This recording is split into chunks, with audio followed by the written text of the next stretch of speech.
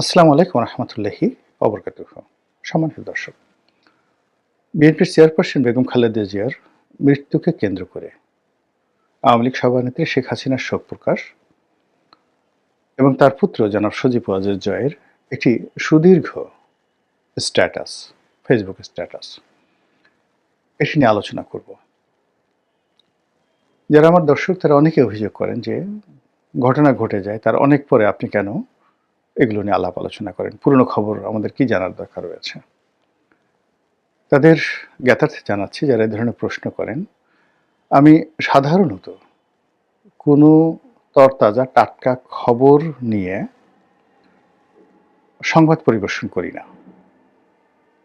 আমি যে কাজটি করার চেষ্টা করি, যেকোনো একটা ঘটনা বা যেকোনো একটি খবর, সেটার সামনে পেছনে ভেতরে যে সকল তাৎপর্য রয়েছে, দ্য হিডেন জ্যামস, সেই জিনিসগুলো আমি আপনাদের সামনে তুলে আনার চেষ্টা করি। তো সেক্ষেত্রে যখন একটি ঘটনা ঘটে, আমাকে অপেক্ষা করতে হয় যে সেটি নিয়ে কী ধরনের প্রতিক্রিয়া হয়, ১ দিন, ২ দিন, ৩ দিন। কখনো, কখনো আমি এরকম রিপোর্ট করি যে ১ মাস পরে অনেক রিপোর্ট করে থাকি। তো বেগম জিয়ার সঙ্গে শেখ হাসিনার যে সম্পর্ক, এটি অম্ল মধুর। তাদের দুজনের মধ্যে আমি কাছাকাছি যখন দেখেছি, অনেক সুন্দরতম মুহূর্ত আমি তাদেরকে দেখেছি। আবার একে অপরের প্রতি ঈর্ষা এবং ক্রোধ, ক্ষোভ, মানে এটা ভাষায় প্রকাশ করার মতো নয়। শেখ হাসিনা সবার কাছে মুখরা রমণী হিসেবে পরিচিত। তিনি যা ভাবেন, যা করতে চান, সেগুলো ফটাফট বলে ফেলেন। অনেক অপ্রিয় কথা তার মুখ দিয়ে বের হয়ে যায়। ফলে বেগম জিয়া সম্পর্কে তার যে চিন্তা চেতনা, তার যে ধ্যান ধারণা, এ সবই আপনি তার মুখের ভাষা দ্বারাই বুঝতে পারবেন।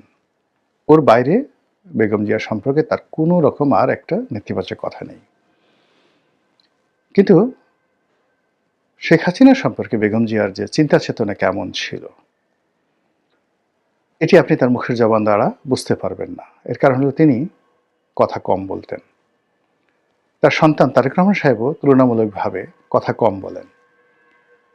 যেমন শেখ হাসিনার পুত্র সজীব ওয়াজেদ জয়, তিনিও অনেকটা স্ট্রেট ফরওয়ার্ড ওয়েতে কথাবার্তা বলেন, কোনো ডিপ্লোম্যাটিক রিজন রাখেন না। তো সেই তুলনায় জনাব তারেক রহমান সাহেবও কিন্তু তার মায়ের মতো অতটা স্বল্পভাষী নন, কিন্তু আবার শেখ হাসিনা বা যাকে বলা হয় সজীব ওয়াজেদ জয়ের মতো ঠিক অতটা স্ট্রেট ফরওয়ার্ড নন।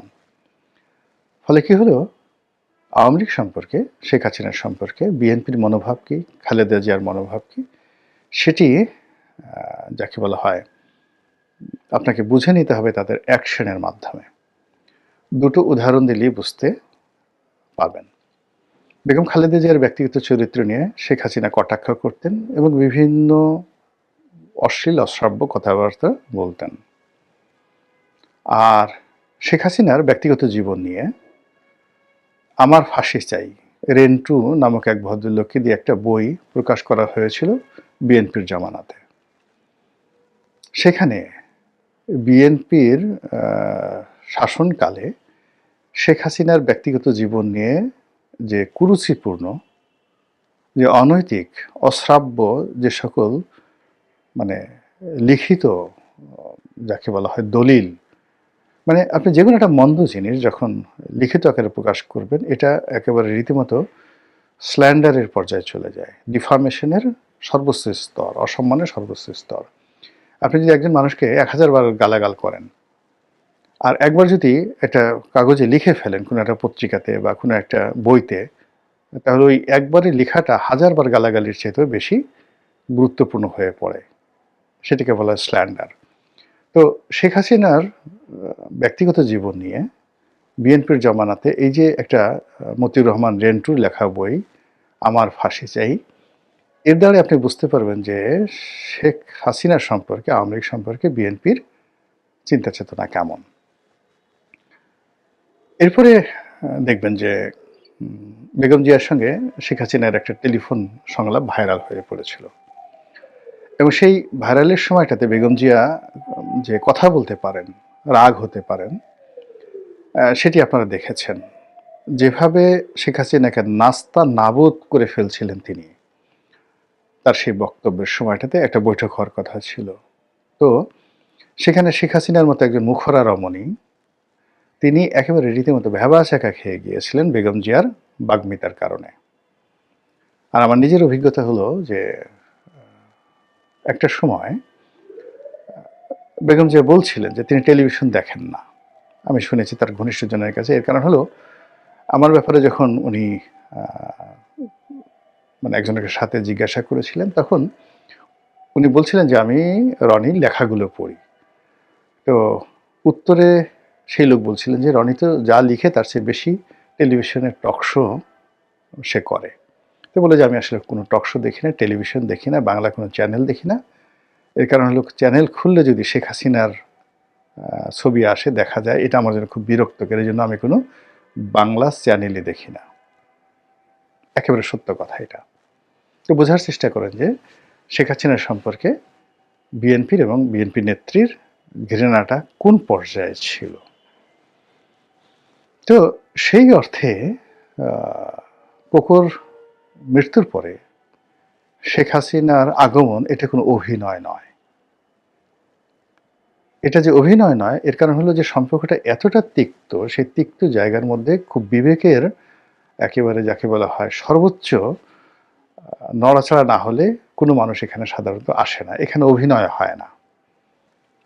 দ্বিতীয়ত আবার এই যে বেগম জিয়া যখন জেলে ছিলেন, তাকে অপদস্থ করার জন্য, ছোট করার জন্য, তাকে নিয়ে নানা রকম অশ্লীল অশ্রাব্য কথা শেখ হাসিনা বলেছেন। এবং তিনি তার সেই কারাগারে ঢোকার পর থেকে তাকে নিয়ে রাজনীতি করেছেন, এতে কোনো সন্দেহ নেই। তিনি তাকে বিদেশে যেতে দেননি। তারপরে তার মুক্তি নিয়ে নানা তালবাহানা করেছেন এবং তার একটা সাধারণ মামলাকে জটিল করে যেভাবে তাকে এতিমের টাকা চোর বলে গালাগাল করেছেন, এটি শেখ হাসিনার একটা এক্সট্রিম মনোভাব খালেদা জিয়ার প্রতি। তো সেই খালেদা জিয়ার মৃত্যুর পর যে শোক জানানো, এটা মাছের মায়ের কান্নার মতো নয়। এখানে ভিতর থেকে একটা আবেগ কাজ করেছে। এটা ঠিক এই স্তরে আপনি যদি দার্শনিক চিন্তা না করেন, তাহলে আপনি বুঝতে পারবেন না।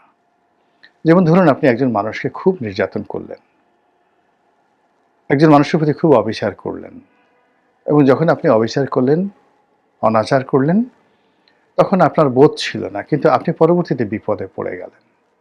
বিপদে পড়ার পরে আপনি তখন অনুধাবন করলেন যে বিপদে পড়লে কেমন লাগে, এবং ঠিক সেই সময় আপনার যে একটা উপলব্ধি, সেই উপলব্ধি থেকে আপনি যখন সরি বলবেন, শোক প্রকাশ করবেন, সহানুভূতি জানাবেন, ওটা হৃদয় থেকে আসে। কাজেই শেখ হাসিনা যে খালেদা জিয়াকে শোক জানিয়েছেন, এটা তিনি হৃদয় থেকে অনুভব করেছেন। এখানে অনেকে যারা বলেছেন যে শেখ হাসিনার আগে মাপ চাওয়া উচিত, তারপরে তার শোক জানানো উচিত, আমি বিনয়ের সাথে বলবো যে এই বক্তব্যটি ঠিক নয়। কারণ হলো তিনি যে শোক জানিয়েছেন, এটাই মূলত পার্ডন মি, আমাকে ক্ষমা করুন, আপনার মৃত্যুতে আমি অনুতপ্ত, দুঃখিত, লজ্জিত। এটাই যথেষ্ট। এটা ভদ্রলোকের ভাষা, এরপর আর হয় না। জিনিসটা কেমন, আমার নিজের একটা উদাহরণ দেই। আমি যখন সংসদ সদস্য ছিলাম, তখন ঠিক কিছু মানুষকে আমি খুব ব্যক্তিগতভাবে আক্রমণ করতাম। সেটা সৈয়দ আবুল হোসেন প্রয়াত, তার মন্ত্রী হওয়া নিয়ে একটা গল্প ফাঁদলাম যে তিনি দৌড় দিয়ে মন্ত্রী হয়েছেন। স্বরাষ্ট্রমন্ত্রী মহিউদ্দিন খান আলমগীর সাহেব, সাহারা খাতুন, শামসুল হক টুকু, সাবেক মন্ত্রী শাহজাহান খান থেকে শুরু করে আওয়ামী লীগের যত বিখ্যাত বিখ্যাত লোক ছিল, মানে আমি টকশোতে গিয়ে প্রকাশ্যে তাদের বিরুদ্ধে যে সকল কথাবার্তা বলেছি, বড় বড় নেতা, সেটা বাহাউদ্দিন আসিম সাহেব, মাহবুল আলম হানিফ সাহেব, সৈয়দ আশরাফ সাহেব থেকে শুরু করে এমনকি ওবায়দুল কাদের সাহেব, এই কথাগুলো বলেছি। মানে আমার যে বেয়াদবি, আমার যে ঔদ্ধত্য, আমার যে সীমা অতিক্রম, এটা দ্বারা আওয়ামী লীগের লোকজন এতটা অতিষ্ঠ ছিল যেটা আমি বুঝতেই পারিনি। আর মানুষ যখন এই ধরনের কর্মকাণ্ড করে, তার সেই সীমা লঙ্ঘন বাড়তেই থাকে। তো একটা সময় আমার সঙ্গে সালমান এফ রহমান সাহেবের সঙ্গে এরকম একটা বিরোধ শুরু হয়ে গেল। যেখানে উনারও কোনো স্বার্থ ছিল না, আমারও কোনো স্বার্থ ছিল না। আমি তার কর্মকাণ্ডর সমালোচনা করতাম। তার শেয়ার মার্কেট নিয়ে, তার ব্যবসায়িক ফন্দি ফিকির ইত্যাদি নিয়ে। কিন্তু তার একটা সীমাবদ্ধতা থাকা উচিত ছিল। কিন্তু আমার ওই বোধটা তখনও কাজ করেনি। আমি তাকে খুব নিষ্ঠুর, নির্মম ভাষায় সমালোচনা করে যাচ্ছিলাম। এবং করতে আমি যখন মজা পেয়ে গেলাম, আমি তখন ব্যক্তিগতভাবে তাকে আক্রমণ করা শুরু করলাম এবং একটা সময় তার পারিবারিক যে বিষয় এবং তার যে দুর্বলতম জায়গা, তার কন্যাকে উল্লেখ করে, তার স্ত্রীকে উল্লেখ করে আমি একটা লেখা লিখলাম। একটা ফেসবুক স্ট্যাটাস দিলাম, কিন্তু ওটা খুব মজার ছিল। হে শ্বেত শুভ্র বেশধারী, দাড়ি মোছার কেশধারী, এখন তোমার কি হবে? তো এটা আবার সকল পত্রপত্রিকা একেবারে লিড নিউজ হিসেবে এটা প্রকাশ করলো। যার ফলে কি হলো, জনাব সালমান এফ রহমানের মানে এটা তার জীবন বেঁচে থাকা মরে যাওয়া একটা সওয়াল কা জবাব হলো যে তিনি বেঁচে থাকবেন অথবা আমি বেঁচে থাকবো। তিনি ঘুরে বেড়াবেন, তিনি আওয়ামী লীগে থাকবেন, নচেত আমি থাকবো। এরকম একটা জায়গাতে তিনি চলে গেলেন এবং এটা আমি বুঝতে পারলাম না। কিন্তু আমি যখন জেলে গেলাম, জেলে যাওয়ার পরে একান্তে আমি অনুধাবন করলাম যে আমার কাজগুলো অন্যায় হয়েছে। ফলে জেলখানা থেকে যে আমি বই লিখলাম এমপির কারাদহন, সেখানে আমি এই প্রথম স্বীকার করলাম যে আমি ভুল করেছি এবং আমার সেই বই আমি জনাব সালমান এফ রহমান সাহেবের নামে উৎসর্গ করেছি। 2014 সনের পর থেকে আমি সালমান এফ রহমান সাহেবকে সমালোচনা এখনও করি, কিন্তু ওইভাবে ব্যক্তিগতভাবে অসম্মান করে আর কখনো করিনি। তো এটা হলো বোধ। এখন তারকে হাত ধরে আমার বলতে হবে না সরি। এই যে আমি যে বুঝতে পারছি বা কথাবার্তা বলছি, এটাই সাবমিশন। তো শেখ হাসিনার এই যে শোক প্রকাশ বেগম খালেদা জিয়ার মৃত্যুতে, এটাই সৌজন্যতা এবং খালেদা জিয়ার প্রতি যে অন্যায় করা হয়েছে, এটাই অ্যাক্রিডেশন। সেকেন্ডলি, জনাব সজীব ওয়াজেদ জয়, আমি তার যে বাংলাতে তিনি একটা স্ট্যাটাস দিয়েছেন, এখানে বেগম জিয়ার মৃত্যু, বিএনপি আওয়ামী লীগের সম্পর্ক, বর্তমান সরকারের শাসন প্রণালী এবং আগামীতে যে গণতন্ত্রের পথে বাধা এবং বিঘ্ন রয়েছে সেই বিষয়গুলো নিয়ে অতি সংক্ষেপে বাংলায় চমৎকার একটি তিনি স্ট্যাটাস দিয়েছেন, আবার সঙ্গে সঙ্গে সেটার ইংরেজি করে দিয়েছেন নিচে। এটা জনাব সজীব ওয়াজেদ জয়ের একটা নতুন যাকে বলা হয় পরিবর্তন। তিনি যখন তার মা ক্ষমতায় ছিলেন, আমরা সবাই চেয়েছিলাম, আমি যতদিন আওয়ামী লীগে ছিলাম প্রাণান্তে আমি চেষ্টা করেছিলাম যে জয় রাজনীতিতে আসুন, কিন্তু জয়ের মধ্যে আসলে সেই আগ্রহটা ছিল না। এমনকি তার আম্মা শেখ হাসিনা তিনিও চাইতেন না যে জয় আসুক। আমরা যারা একটু গিয়ে তাকে বলতাম, তিনি বলতেন যে রেহানার ছেলেকে দেখো না, ববিকে দেখো না, তাকে নিয়ে করো রাজনীতি, জয়কে আনতে হবে কেন? তিনি কেন যেন জয় রাজনীতিতে আসুন এটা চাইতেন না। আবার মাঝে মাঝে তিনি চাইতেন যে জয় আসুক। এভাবে আসলে আমি 2014 সনে আমি প্রাণত চেষ্টা করেছিলাম জয়কে রাজনীতিতে আনার জন্য। আমাদের যে প্রায় 40 জনের মতো একটা তরুণদের টিম ছিল, তাদেরকে একত্র করে জয়ের মাধ্যমে একটা নতুন ডাইমেনশন করার জন্য, কিন্তু সেটা হয়নি। কিন্তু পরবর্তীতে যখন 2016, 17, 18 দিকে জয় আগ্রহ প্রকাশ করলেন বা তার মা আগ্রহ প্রকাশ করলেন, কিন্তু তখন মানে তাকে গাইড করার জন্য, পলিটিক্যালি তাকে মোটিভেট করার জন্য, তার সঙ্গে দেওয়ার জন্য ওই যে 9th পার্লামেন্ট, আমাদের পার্লামেন্টে যে গ্রুপটা ছিল সেই গ্রুপটা আর পরবর্তীতে ছিল না।